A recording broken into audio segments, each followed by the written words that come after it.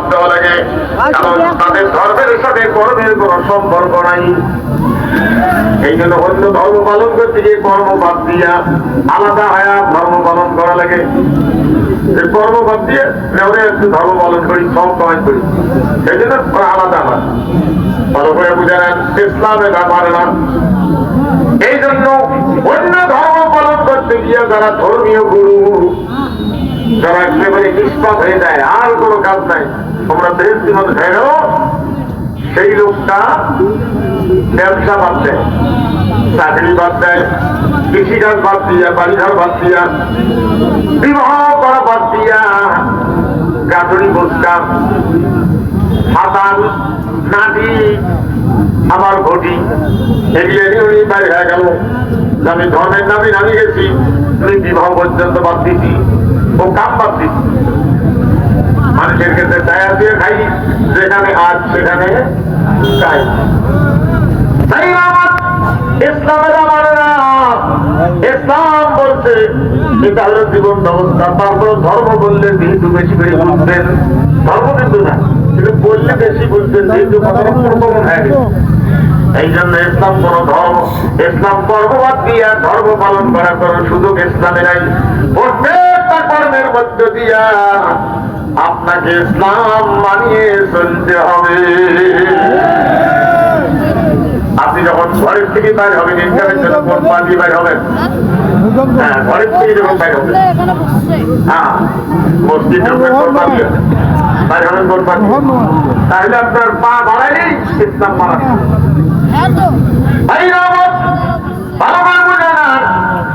এই জন্য অন্যান্য ধর্মের কেতাবগুলি, উগ্র ধর্মীয় কেতাব আলোচনা করতে গিয়ে বাধা ছিল না কেন? তার কারণ হলো ওইখানে কিছু ভালো কথা আছে, কিছু ভালো কথা আছে। সৃষ্টি ভালোবাসেন শান্তি আর শান্তি। কি শান্তি? ওম শান্তি। সম্মানিত ভাইগণ, ভালো করে বুঝান, সেখানে আইন আদালত নাই। হুজুর যারা সরাসরি করলো আপনার সম্পদ, জান মাল, ইজ্জতের নিরাপত্তার ব্যাপারে আলোচনা করলো।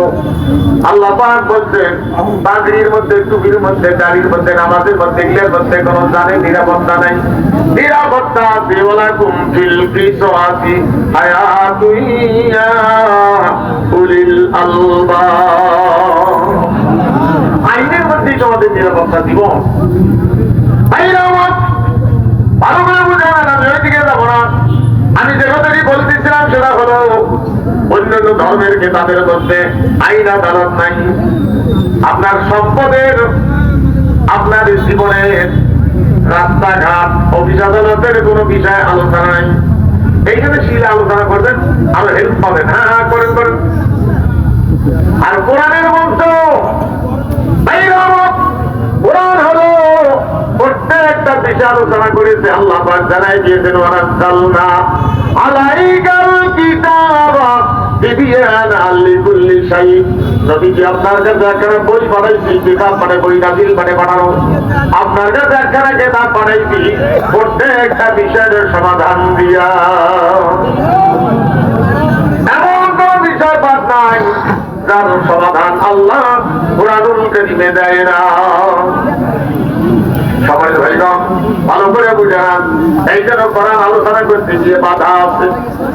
দীর্ঘদিন বাধা দিয়েছিল। 1 কিলো দূরে আমার গাড়ি, মঞ্চে পৌঁছিল, ফোন করলে হুজুর আসেন না, কারণ ফেরেশতারা আসিয়ে মঞ্চ ভাঙিয়ে দিল। ফেরেশতা বলেন তো, মাঝে মাঝে আমি মুয়াজ্জিন মোবাইল করিবা, কতদিন নামাজ পাবো, মুয়াজ্জিনকে হুজুর আসেন না কেন? তাহলে আজান তো হয় ধরেন 5টায়, তখন 5-6টা আজান হচ্ছিল, 4:30 তাহলে আজানের 3টার থেকে 2 ভ্যান পুলিশে টিকিটের 2 পাশে ওৎপাতি আড়াল করে ভ্যান রাখিয়ে ওৎপাতি দাঁড়িয়ে আছে। কোন যুবক নামাজ পড়তে আসে?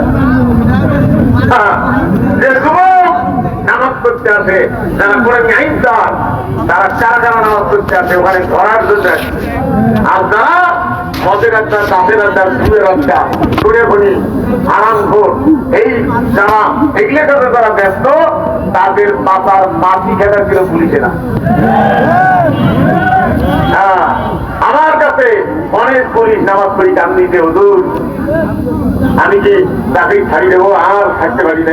না, ছাড়া যাবে না, ওই অবস্থায় থাকো। তোমার যদি আদেশে করে আমার ধরার তাপ ধরবা, কিন্তু মান ছাড়া যাবে না। কারণ বাইরে যখন নারায় চাকরির ধ্বনি উঠবে, তখন থানার চাকরিও যে নারায় চাকরির পাওয়া লাগবে।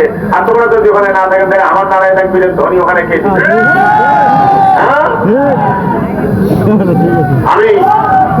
আমি একদিন জুমার নামাজ পড়ার পরে আমার দিয়ে দেব সময় দেবে। আমি একদিন জুমার নামাজ পড়ার পরে আমার মানে কোরআন সামনে কোরআন সত্য কথা বলার জন্য তো কোরআনের মধ্যে দিয়ে বোঝার জন্য বাস্তবতা কিছু তুলতে হবে। তা আমি জুমার নামাজ পড়ার পরে রুমে বসলাম। তা হাজি গামছা পেশা দাঁড়িয়ে একটা লম্বা বন্ধু একজন লোক আসলো, ধরেন একজন মানে 30-35 বছর বয়স হবে এরকম।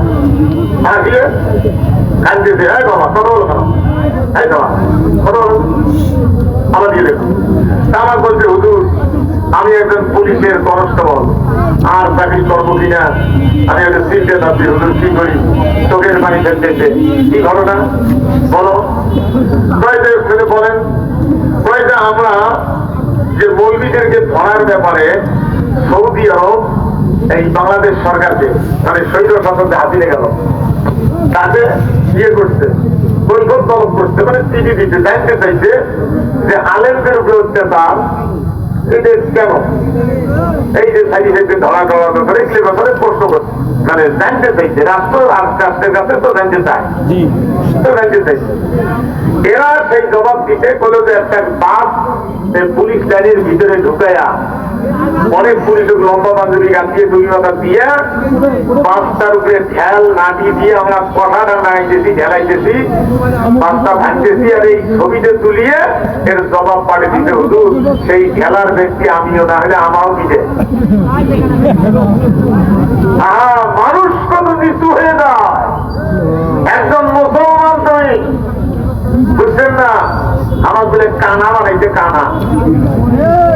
অনেক দিন একটা কথা বলবো, আগে তো ল্যাম্পো ছিল, ক্যাপাসিটি হেরিকেন ছিল। ল্যাম্পো নিয়ে যে ব্যক্তি হাতে ওর আলোটা পর্যন্ত দেখতে পারে, কিন্তু অন্ধকারে কি হাতে দেখতে পায়, তো চকলেটের মতো নয়, বুঝছেন না? তো অনেক সময় হেরিকেন টেরিকেন নিয়ে বা ল্যাম্প নিয়ে মানুষ বাথরুম টাথরুম ছেড়ে বেড়াচ্ছে। ওই যে এখন কয় ভাষা বাড়ছে, এখন ভাষা ভালো ভালো ভাষা করছে পর গিয়ে, বুঝছেন না? এরা গ্রাম ভাষা আরো নমুনা কথা দুলামি না শুধু বললাম। হ্যাঁ, বুঝছেন না? এখন স্বামীর ফাঁকি দেওয়ার জন্য ওই স্বামীর হাত রাত্রিবেলা ল্যাম্পো দিয়ে পায়খানা করবো, তখন তো পায়খানা কম ছিল, বাথরুম কম ছিল, পায়খানা করতে এই ল্যাম্পো হাত দিয়ে পায়খানা করবে। ওই একটু অন্ধকারে গেছে, তো ওই স্বামী তো আর অন্ধকারটা দেখতেছে না, বাতির আলো যে পর্যন্ত ওইটাই দেখতেছে। আর ওর ওই সেই পর গিয়ে লোকটার সাথে বাইরে ওর স্বামীর হাতর বাতি দিয়ে ওই চিজে অকাম করতেছে। কথাটা বলেন, দীর্ঘ 15-17 বছর আমার হাতর ল্যাম্প দিয়া হাতিরে মোদির সাথে দেওয়া আমারও যে আমার প্রেম করছে। এই যে দুনিয়ালা ভাগ হতে সম্মানিত হইগণ কষ্ট হয়, ভালো করে বুঝুন। এই জন্য কোরআনুল কারীম পড়তে হবে, বুঝতে হবে। কোরআন আসছে প্রত্যেকটা বিষয়ে সমাধান দেওয়ার জন্য। সম্মানিত ভাইগণ, একজন ব্যবসায়ী যদি শহীদভাবে ব্যবসা করে, কিয়ামতের দিন তার হাসর হবে নবী এবং শহীদদের সাথে। সম্মানিত ভাইরা, প্রত্যেক ব্যক্তি কোরআন বুঝিয়ে পড়বে, না বুঝিয়ে পড়বে ভাবা দিচ্ছি না। আপনি না বুঝিয়ে পড়লে আসল ঘটনা আপনি বুঝতে পারবেন না, আপনার ঈমান ঠিক হবে না, চরিত্র ঠিক হবে না। এই জন্য আল্লাহ রাব্বুল আলামিন জানাই দিয়েছেন, মুমিন যারা হবে জান্নাত পাওয়ার জন্য 2টা জিনিসের দরকার। কয়টা? জান্নাত পাওয়ার জন্য 2টা জিনিসের দরকার। ইন্নাল্লাযীনা আমানু ওয়া আমিলুস সালিহাতি কানাত লাহুম জান্নাতুল ফিরদাউসি নুজুলা খালিদিনা ফিহা লা ইয়াবগুনা আনহা হিওয়ালা। আল্লাহ পাক নিশ্চয়ই যারা ঈমান এনেছে মানে বিশ্বাস করেছে। ঈমান সবাই ভাইগণ, ঈমানের ব্যাপারে আপনাকে বুঝতে হবে আপনার ঈমান ঠিক আছে কিনা, কোন কোন বিষয়ের উপর ঈমান আনবেন। সেটার যদি ঘাটতি থাকে তাহলে আপনার ঈমান এখনো ঠিক হয় নাই, আপনি এখনো মুসলমান হন নাই। সবাই ভাইগণ ভালো করে বুঝান, ঈমান আনতে হবে আমানতু বিল্লাহি কার উপরে? মালাইকাতিহি, ফেরেশতার উপরে, কুতুবিহি, কিতাবের উপরে। ভালো করে বুঝান। বাংলাদেশে যত বই আছে সবগুলো আঞ্চলিক বাংলা ভাষায় হলো বই। বাংলাদেশে যত বই আছে বাংলা ভাষায় কি বই, আরবি ভাষায় কি কিতাব। বাংলাদেশের যে কোনো বই সৌদি আরব দিয়ে ঘুরবেন, সৌদির লোক কি কয় কিতাব, আরবি ভাষায় তাহলে কি কিতাব, বাংলা ভাষায় কি। পৃথিবীতে যত বই আছে সব বইয়ের কথা মানুষের, এই বইয়ের কথা আঁকা। সন্দেহ আছে? সবাই ভাইগণ ভালো করে বুঝেন, পৃথিবীতে কিছু মানুষ আছে আল্লাহর বিধান ভালো লাগে না, ওদের স্বার্থ সিদ্ধি হয় না, এই জন্য কিভাবে চালাইবে চলবে ওরাও বিধান বানায়। এরকম বানায় নাই? জরিনের সলিমুদ্দি, বসিরুদ্দি সবাই বানাইছে দলীয় নীতিমালা, কিভাবে চালাইবে চলবে। ওদের চিন্তা ভাবনা যে আমরা যেটা বুঝি আল্লাহ সেটা বোঝে না, সেই জন্য আল্লাহটাকেও আমার ত্যাগ করে দুর্বল মনে করে নিজেদের বিবেক বুদ্ধি জ্ঞানকে আল্লাহ থেকে ভালো মনে করিয়ে ওরা বিধান বানাইছে। ভালো করে বুঝান, প্রশ্ন ভালো করে বুঝান যে আল্লাহর কিতাব, জরিনেরও কিতাব, সলিমুদ্দির কিতাব, বসরের কিতাব, আপনি কোন কিতাবের উপর ঈমান আনছেন সেটা যদি আল্লাহর হয়, কোন কিতাবকে বাস্তবায়ন করার পক্ষে কাজ করেন সেটা যদি আল্লাহর হয় তাহলে আপনার ঈমান ঠিক আছে। আর যদি সেটা জরিনার হয়, সলিমুদ্দির হয়, বসিরুদ্দির হয়, আপনি যতই নামাজ পড়েন, হজ করেন, আপনার ঈমান ঠিক নয়, আপনি এখনো মুসলমান হন না। সবাই ভাইগণ কষ্ট হয়, ভালো করে বুঝান। আইনে দুনিয়া স্পষ্ট ভাষায় বুঝান। কোরআন এবং হাদিস দুইটা যদি একখানে এক তাকের মধ্যে রাখতে চান, কোনটা উপরে রাখতে হবে? কোরআন, তারপরে হাদিস। এখন কোরআনের উপরে রাখতে রাখতে জরিনের কিতাব, জরিনের কিতাবের অনুসারী যারা জরিনের কিতাবকে করে বাস্তবায়ন করতে চায়, কোরআনের সাথে পাল্লা দিচ্ছে, তারা কোরআনের মাহফিলের অতিথি হতে পারে না। অনেক জায়গায় পয়সার জন্য বানান আমার কোরআনের উপরে জরিনের কিতাব ছুটেন, কোরআনের উপরে জরিনের কিতাব ছুটেন। কষ্ট হয় ভালো করে বুঝলাম। আরে দুনিয়া এই যে দল থাকার তিনটে রাস্তা, এক রাস্তায় জরিনের কিতাব, আর একটাই সলিমুদ্দির, এক রাস্তায় কোরআনের। বলুন তো কোনটা ওহি? জরিনের কিতাবের পক্ষে মিছিল করিয়া আসিয়া বাজার মসজিদ নামাজ পড়ে, জোহরের নামাজ পড়ে মিছিল যায়, জরিনের কিতাবের পক্ষে মিছিল করে আবার আসর আসি পড়ে। তুই কোন কিতাবের বিরুদ্ধে মিছিল করলো? তুই কি মুসলমান? আইনে দুনিয়া। আমার এখানে এসে একটা কথা মনে পড়েছে, এত বড় শক্ত এখান লোকে কেমন করে আপনারা থাকলেন? আমি দেখি ওদের বাবরে বাপ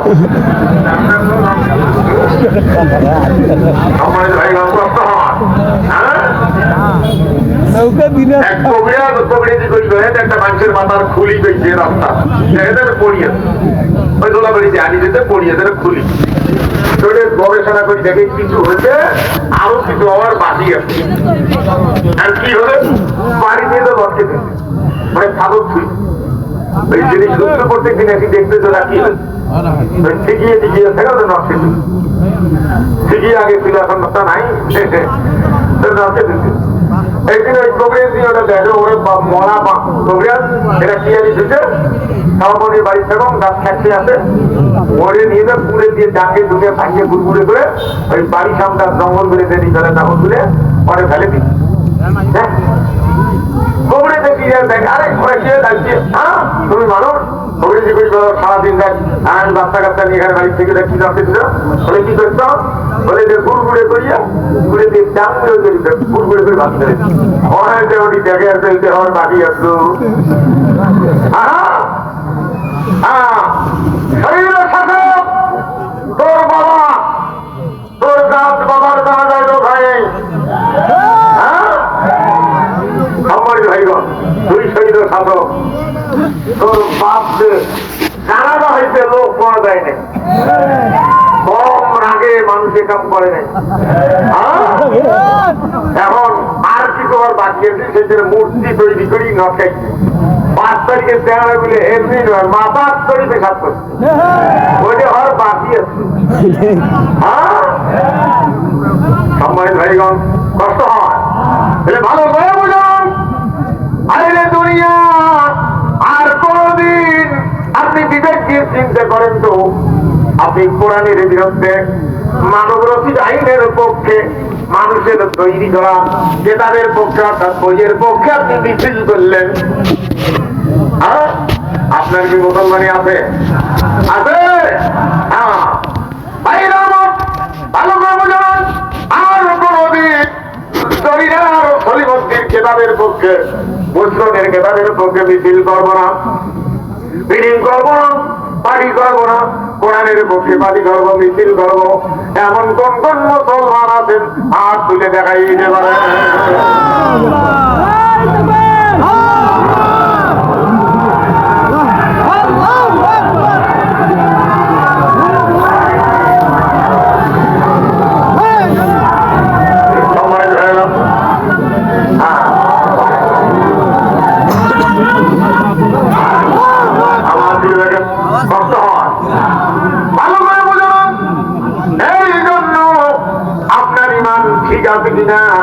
এটা আপনাকে যাচাই করতে হবে এখন আল্লাহ পাক বলছেন ইমানের ব্যাপারে ক্লিয়ার থাকা লাগবে 1 নম্বর হলো ইমান 1 নম্বর কি ইমান কেতাবের পরে কি রসুলহি কেতাবের পরে কি রসুলহি ভালো করে বুঝলাম প্রত্যেক নবী প্রত্যেক রসুল দুনিয়া ছিল শুধু নামাজ কালাম রোজা বিবাহ জানাজার জন্য নয় প্রত্যেক নবী রসুল ছিল ব্যক্তি জীবন থেকে আন্তর্জাতিক জীবন পর্যন্ত আইন আদালত বিচার অর্থনীতি সমাজনীতি স্বরাষ্ট্রনীতি পররাষ্ট্রনীতি প্রত্যেকটা বিষয় মানুষকে জানায় দেওয়ার জন্য এই জন্য প্রত্যেক নবী রাজনীতিবিদ অরাজনৈতিক নবী একজন দুনিয়ায় আসে না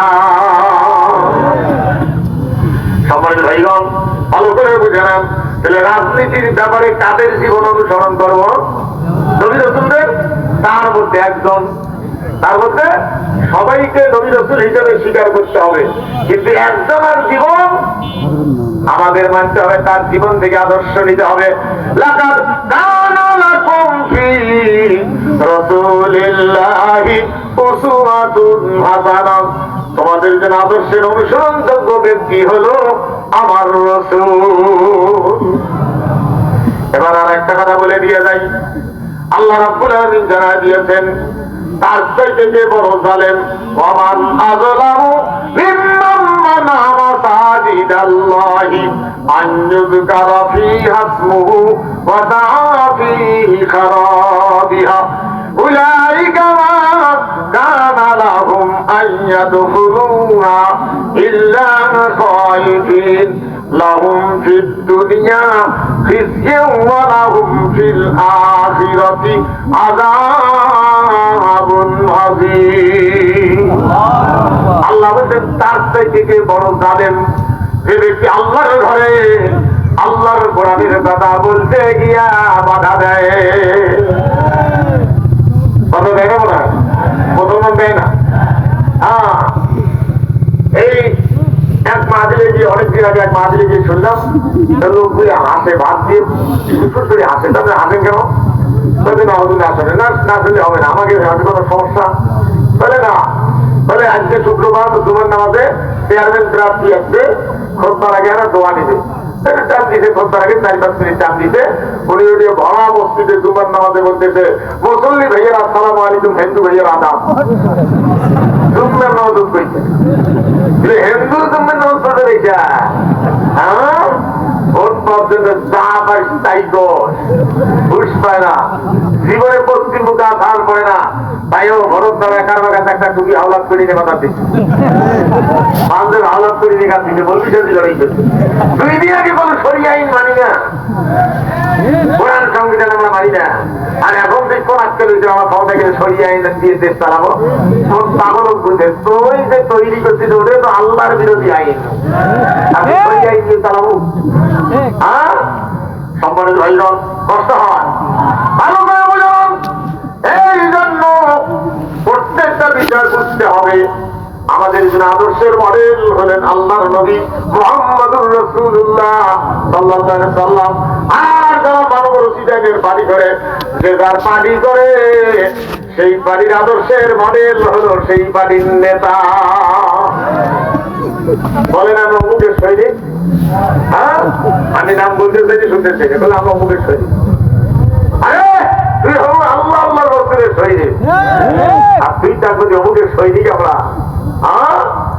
সম্মানিত ভাইগণ, ভালো করে বুঝালাম, কিয়ামতের দিন 5টি পর্যায়ে সব না দেওয়া পর্যন্ত কোন ব্যক্তি কদম তুলতে পারবে না। 1 নম্বর হলো তোমাদের দেওয়ারি শক্তি দিয়েছি, এটা কোন আদর্শের পক্ষে হুঙ্কার দিয়েছ সেই জবাব দাও। কোন আদর্শের পক্ষে ফিল করেছ সেই জবাব আজকে দাও। এই জন্য 7 শ্রেণীর লোক এক কথায় যারা আরশে আজিমের স্থান পাবে, আরশে আজিমের ছায়ার নিচে যারা স্থান পাবে, তার মধ্যে 1 নম্বর হলো যারা যুবক বয়সে আল্লাহর আদর্শের পক্ষে ছিল। সমাজ ভাইগণ, ভালো করে বুঝে না। এই জন্য আপনাকে বুঝতে আপনি কোন নেতাকে আপনি মানতেছেন। আল্লাহর নবী এমন একজন নেতা আল্লাহর পক্ষ থেকে আল্লাহ পাঠিয়েছেন, তিনি মানুষকে ব্যক্তি জীবনের ব্যবহার, ব্যক্তি জীবন, পারিবারিক জীবন, সামাজিক জীবন, রাষ্ট্রীয় জীবন, বিচার বিভাগ, বন্ধন সবকিছু তিনি দেখাই দিয়ে গেছেন। একজন নেতা কিভাবে দায়িত্ব পালন করবে আল্লাহর নবী দেখাই দিয়ে গেছেন। আমরা তো ফজরের নামাজের পরে ঘুরি বসি, আসর নামাজের পরে ঘুরি বসি, কিন্তু অন্য নামাজের রসুল প্রয়োজন ছাড়া বসতেন না। প্রয়োজনের ঘরে যে সুন্নতের নামাজটা বেশিরভাগ সময় ঘরে বসতেন। নবীজির বাড়ি হলো কাবা, যেখানে তিনি নামাজ পড়েছেন তার বামে, মানে ওখানে যেগুলো হলো দক্ষিণ দিকে, এই পূর্ব পাশে ওয়ালটাই হলো নবীজির পান। সম্মানিত ভাইগণ, ভালো করে বুঝলাম, আল্লাহর নবী ফজরের নামাজের পরে ঘুরি বসতেন, খোঁজ নিতেন, প্রয়োজনীয় কথাবার্তা বলতেন, কোরআন হাদিস শুনাইতেন, কিন্তু এর ভিতর দিয়ে খোঁজ নিতেন কারো রাত্রে বাড়িতে সমস্যা হলো নাকি, এটা খোঁজ নিতেন। যেহেতু তিনি প্রেসিডেন্ট, এরপরে আসরের নামাজের পরে নবীজি ঘুরে বসতেন। এখানে কোরআন হাদিস বলতে গিয়া, উপদেশ দিতে গিয়া আল্লাহ রসুল ওর ভিতরেই খোঁজ নিতেন যে কোন দিন মজুর, কোন কামলা দেওয়া, দিন আনা দিন খাওয়া, এরকম কোন মানুষ কর্ম পায় নাই, শূন্য ব্যাগ বাড়ি যাচ্ছে নাকি, তার বাচ্চা কাচ্চা নিয়ে উপবাস থাকবে নাকি। এই যে আল্লাহর নবী তার খাদ্যের ব্যবস্থা করে দিতেন। নবী নিশ্চয়ই ধনী মানুষ পৃথিবীতে কেউ ছিল না, নাই। আর আমরা বলবি গজল বানাইছি, তো গানের বাদশাহ নবী বাদশাহী তিনি করলেন না, উম্মতের কারণে নবী 7 দিন খানা খাইলেন না। কি পদের পদ এটা! নবীজি বলে গরিব মানুষ একশো, রসুলকে আল্লাহ প্রেসিডেন্ট দিলেন দায়িত্ব পালনের জন্য, আর এই আপন বলকি বুঝাইতে আল্লাহ বাদশাহী দিছে, তিনি করেন না। কতগুলো উল্টে কথাবার্তা ভালো করে বুঝে না। এই জন্য আপনাকে ইসলাম বুঝতে হবে। আমাদের যে আদর্শের মডেল হয় আল্লাহর নবী। আজকে কতজনের পোস্টারে লিখতেছে আমাকে জনগণের সেবা করার সুযোগ দিন। তুই জনগণের সেবা করবো কি? তুই টাকা দিয়ে লিখতে পারলো না, আমাকে ভোট দিয়ে জনগণের হক মারার সুযোগ করে দিন। ওরা লিখতে পারবে জনগণের সেবা করার সুযোগ দিন, কোরআনের পক্ষের লোক লিখতে পারবে, তুই পারবি না। খাওয়াইয়ে জনগণের টাকা মারি খাওয়ায়। সম্মানিত ভাই কষ্ট হয়। দুনিয়া জীবনে আসার পরে বস্তির মুখে তাহলে আল্লাহর ঘরের কমিটি যারা হবে, আল্লাহ পাক জানাই দিয়েছেন যারা কমিটি হবে আল্লাহর ঘরের, এই লোকগুলি মানব রশিদ আইনের পক্ষে যারা পার্টি করে, এই লোকগুলি যে মসজিদের সভাপতি কমিটি সদস্য বানা যাবে না। আর এই তো দলিলের কেতাবের বাড়ি করে মসজিদের কমিটি হয়, কিন্তু আজকে তো মায়ের সভাপতি বানাই। তাই বলে এখানে কে কম মসজিদের তা তো আমি জানি না, আমি মূল কথাটা বলে দিয়ে গেলাম। কষ্ট আছে আপনাদের? বাপর স্বপ্নে দেখে, বেরিয়ে স্বপ্নে দেখে, এক গরিব মানুষ স্বপ্নে দেখতেছে, স্বপ্নের মধ্যে পেলে ফেলছে, বাপ দাদা 14 গোষ্ঠী চলে যায়। স্বপ্ন যখন পায় তখন তো বাস্তব মনে হয়, তখন তো স্বপ্ন মনে হয় না। স্বপ্নতে যখন পেশাব করে, ওই ওই যে বাসের ধারণ রাস্তার সাইডে স্বপ্নতে পেশাব করতেছে, পরে ঘর করে যখন এগুলো ভেজে বুঝতেন না, প্রথম প্রথম পড়াশোনা টের পায় না। স্বপ্নতে পেলে ফেলছে গরিব মানুষ, বাপ দাদা 14 গোষ্ঠী চলে নেই, আনন্দে জানলা দিয়ে কাল্লা বাড়ি করিয়ে আকাশ দেখতেছে। কি আকাশ! ও সারা রাত চলে দৌড়েছে, এখন ফজরের টাইমে ঘুম সাতটা হইতে আধারের ঘড়ি হইয়া তখন আমাদের ঘুমতে এমনি পাতলা হয়েছে। ঘুম ভাঙিয়ে দেখে কিসের করে পেলেন, মানে যে পৌষ পেয়েছি শীতে খেতা গায়ে হাতে দিয়ে শুইতে খেতা ফিরিয়ে মাথা ঢুকিয়েছে, পেলেন যাবো না। তুইও স্বপ্নে দেখছিস, তোর বাবুর স্বপ্নে দেখতে 41 সাল পর্যন্ত থাকুক, তারপরে তোর স্বপ্ন ভাঙিয়ে দেখে পেলেন নয়, পেলেন কাল্লা বেড়ে গেছে খনার দিকে।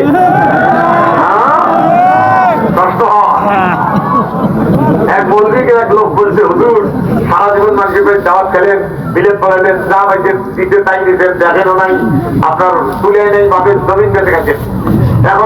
এখন ভাইরাল মন্দির হয়েছে, প্যাংড়া মন্দির, ওগুলি দিয়ে বিলেত পড়া আপনাকে দেখে না, আপনার এই বয়সের কষ্ট আমার ভালো লাগে না, আমার কষ্ট হয় দেখতে। তা আপনি আমার বাড়িতে ভালো করে বিলেত পড়েছেন, যা দেবো আজীবন বসিয়ে দেন।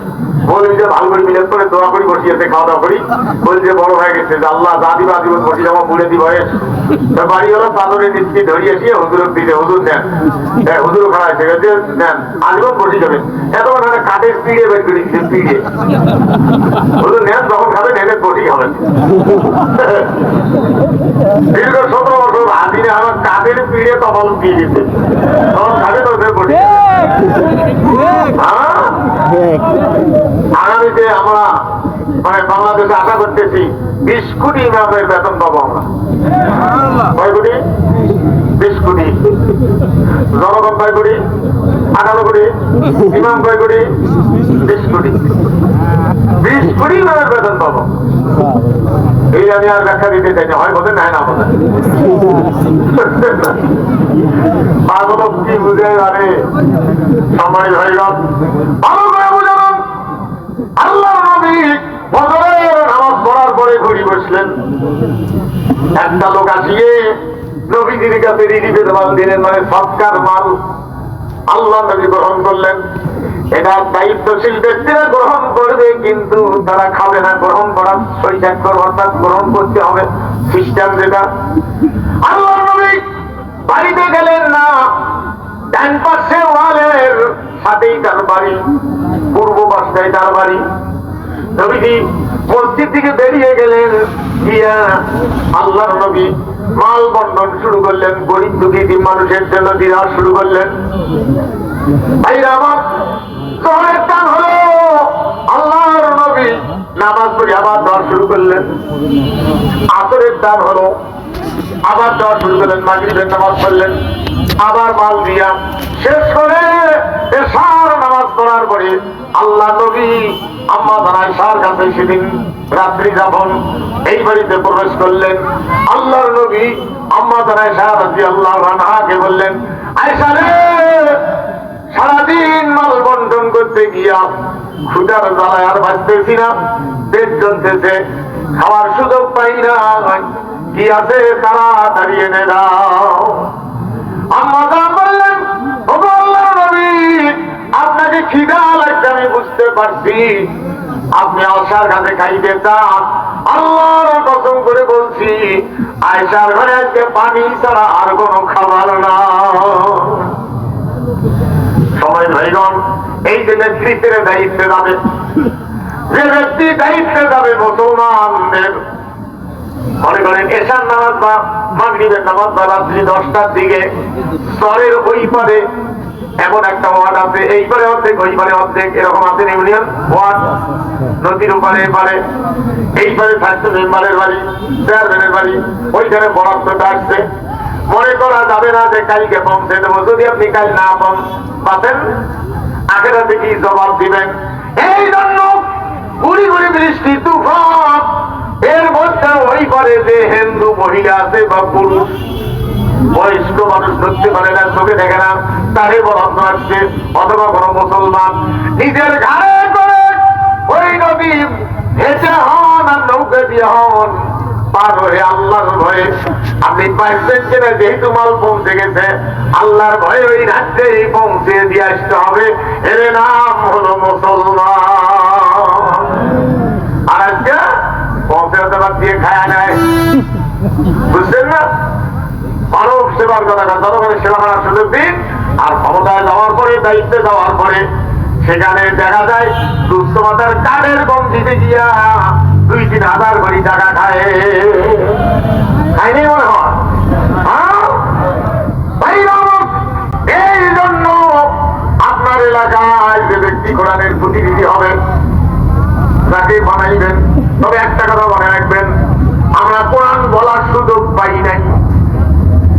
5 তারিখের পরে ছোট ছোট বাচ্চাদের জীবনের বিনিময়, মানুষের সংগ্রামের বিনিময়, আমাদের অনেক মানুষের জীবনের বিনিময়, রক্তের বিনিময় আমরা কোরআন বলার সুযোগ পাইছি, কিন্তু এখনো মানার সুযোগ পাই না।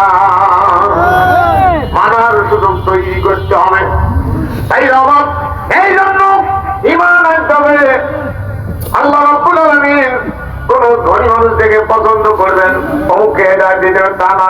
যে ব্যক্তি হেদায়েত হইতে চায় আল্লাহ তাকে হেদায়েত করেন, আল্লাহ তাকে হেদায়েত করেন। যে ব্যক্তি হেদায়েত হইতে চায়, আপনি হইতে পারেন না, আল্লাহ ঠেকাবেন, নিজে হেদায়েত পারেন। আল্লাহর নবী একদিন কাফের এই বান্দার সাথে আলোচনা করতেছেন, নেতাদের সাথে। ওরা আর কথা বলে না, কারণ ওরা তো কথা বললে ধরা পড়ে যায়, ওরা তো চরিত্রহীন। ওইখানে একজন অন্ধ মানুষ, গরিব মানুষ, অন্ধ, চোখে দেখে না, এই লোকটা নবীজির কাছে বারবার বিষয়গুলি জানতে চায়, ইসলাম ক্ষমতা আসলে কি কি উপকার হবে। নবীজি যে বিষয়গুলি আলোচনা করতেছেন ওইটা আরো বেশি করে ক্লিয়ার করে জানতে চায়। আল্লাহ নবী যেহেতু একজন মানুষ, আল্লাহ পাক বলছেন আপনি বলি দেন, কুল ইন্নামা আনা বাশারুম মিসলুকুম, আমি তোমাদের মতোই একজন মানুষ। আল্লাহ নবী কথা বলবেন প্রয়োজনের কথা চুপ করে, আমার দিকে দেখুন। আল্লাহর নবী একটু মুখটা ফিরাইলেন, বিরক্তির একটু সঞ্চার হলো, উদ্রেক হলো, যে এই লোকটা অন্ধ মানুষ, নেতারা থাকতে গিয়ে এই লোকটা জানতে চায়, মানে একটু আল্লাহর নবী এই যে একটু মনটা, মুখটা একটু ঘুরাইলেন। আল্লাহ পাক ওই বৈঠকে সূরা নাযিল করলেন, আবাসা ওয়া তাওয়াল্লা আনজা আহুল আমা। এ রাসূল, আপনি কেন মুখ ফিরাইলেন?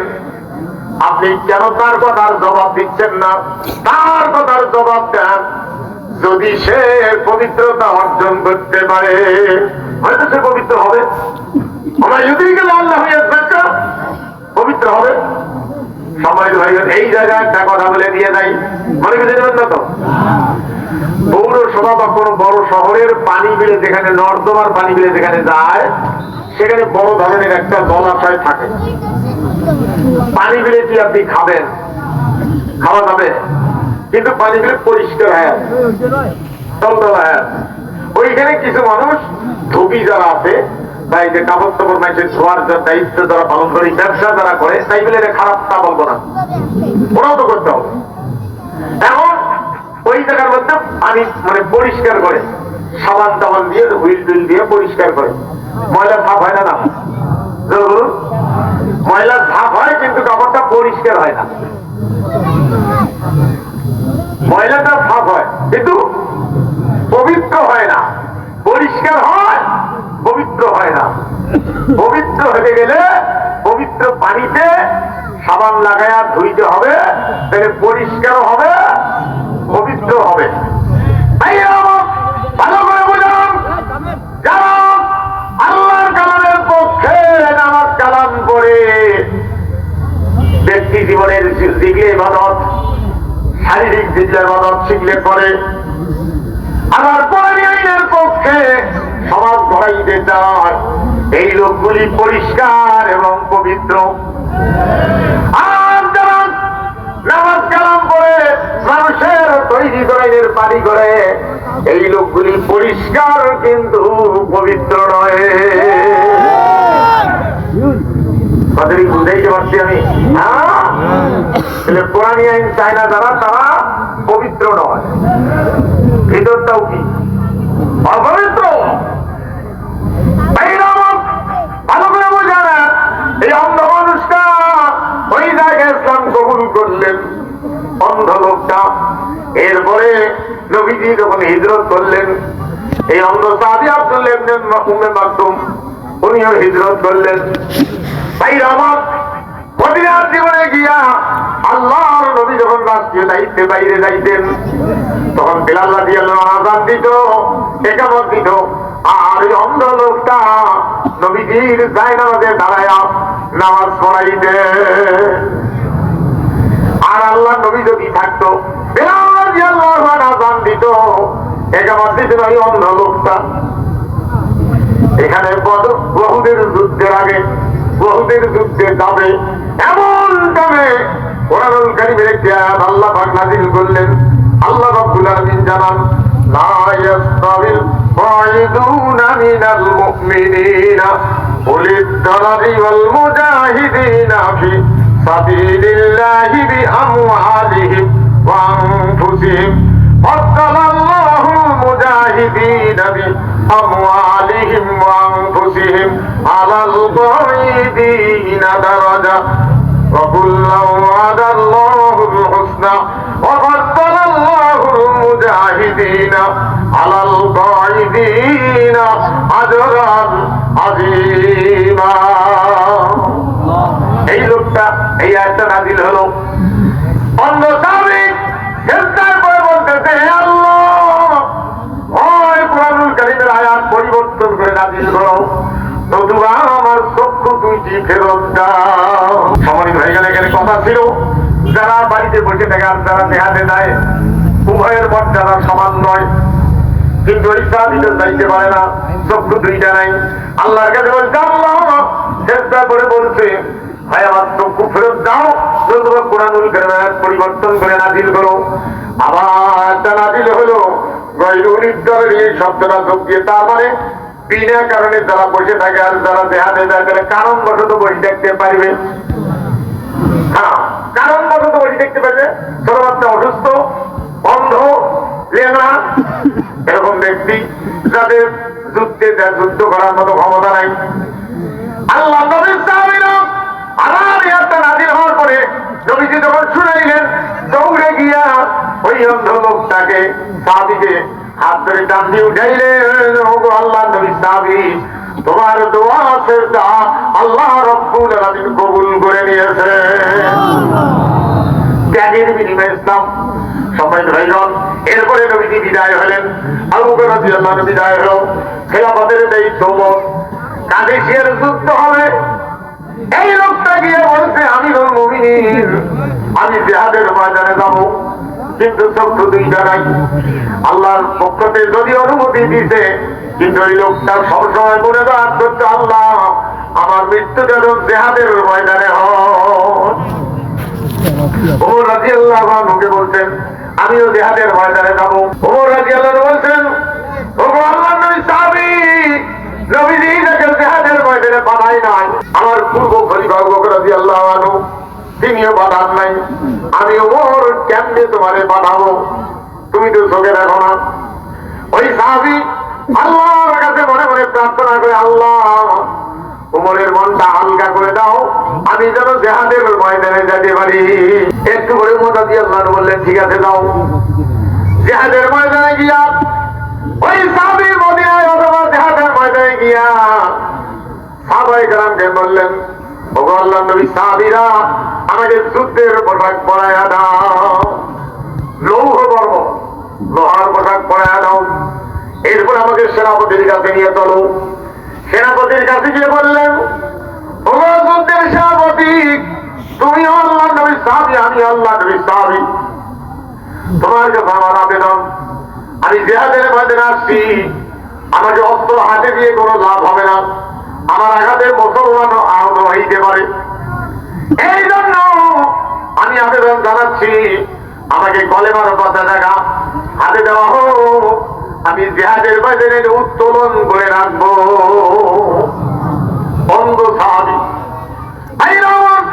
আমরা তো কত সুস্থ ব্যক্তি, চক্ষুরা ব্যক্তি, আমরা কোরআনের পক্ষে মিছিলের ডাক